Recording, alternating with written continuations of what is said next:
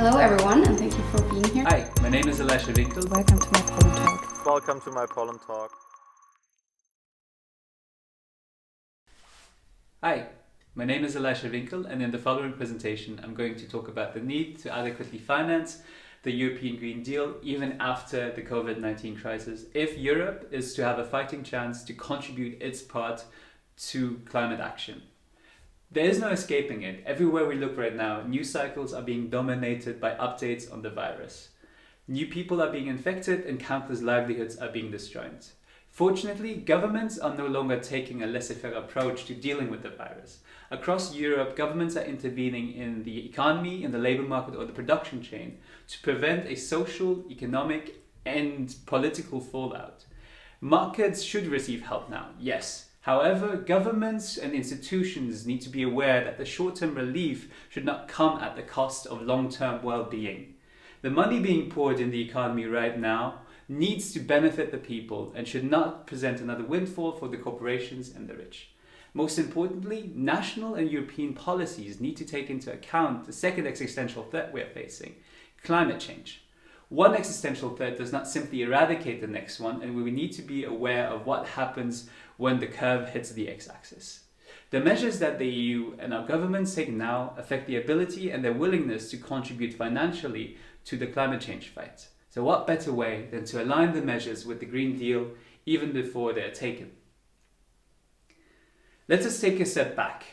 As you can see, and what is the European Green Deal? As you can see in von der Leyen's quote here, it's the green thread that will run through all of the EU's policies.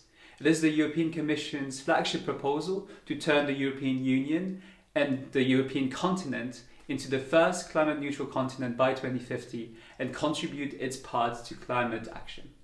And it contains ideas that have already been endorsed by the previous Commission and also the European Council under President Donald Tusk and also President Charles Michel. At its heart, there will be a European climate law which will introduce legally binding targets that will ensure that the transition to a more sustainable society is irreversible.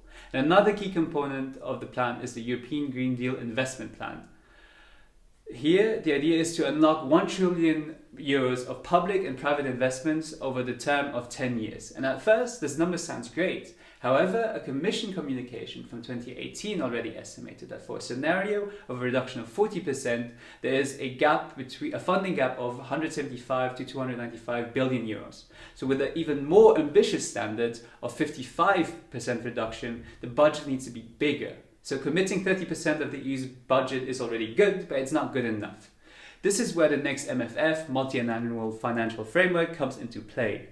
It's not part of the European Green Deal, but it is crucial to its success, and it would be wrong for the member states to deprive the possibility to develop its full potential even before it had the chance to fly.